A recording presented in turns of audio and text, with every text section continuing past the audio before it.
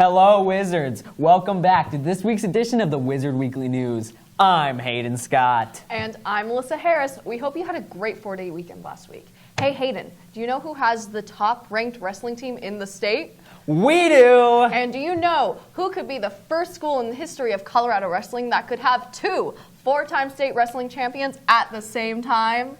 We do! And we caught up with the wrestling team before they headed to the state tournament this weekend to battle it out for a team title and for individual state titles as well. Josh Neiman has more.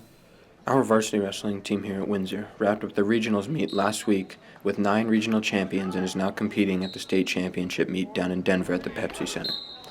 Coached by Monty Trusty, the wrestling team has multiple state champion wrestlers and 3 nationally ranked wrestlers.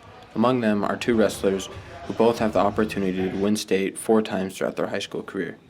Senior wrestlers Dominic Serrano and Isaiah Salazar have both won state 3 years in a row and are competing to win for all 4 years. I mean, coaches it every day, every second, every rep counts, so I mean, make the most of the time I got left in my high school career, so look forward to it.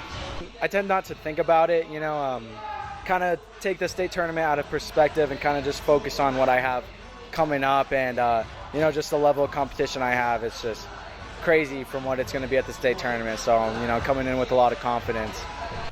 Head coach Monty Trusty is pleased with his wrestlers this year and is proud of them as they stay focused on the day-to-day basics of the season and not focused on a state title. In other news, this month is Career Technical Organization Month. Last week we featured the FBLA Club, and this week we will be moving on to SkillsUSA, which is a club aimed at developing students' personal, workplace, and technical skills. We talked with a couple of members on the SkillsUSA Club, and they feel that the skills learned will help them find a job in a field that they will enjoy. So SkillsUSA is a student organization that has to do with the skilled trades. It's the students, advisors, we're paired with the industry around here, and what kids do is they'll go out, they can shadow industry, and it prepares them to hopefully get a job in the trades. We have a regional competition that's coming up here at the end of February. I'm going to take 4 kids down to compete with the other students in our region, and the top 3 will get to go on to state. And if they win state, then they get to go on to nationals, which is in June.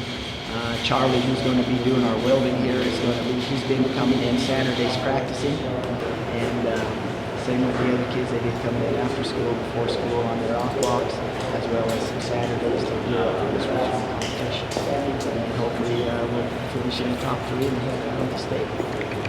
We're about 300,000 strong right now in the nation, so it just gets us prepared for life if that's what we want to do, and gets us ready. I want a pipeline, and welding has always been what they've used to transport oil, and at least in the pipeline they have. And so you got a weld pipe. That's what you got to do.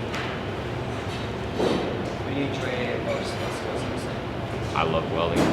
I always have, ever since I started a couple years back, and I think that's what I was called to do, and I get to do it the most in here, and I get to hang out with friends and awesome people.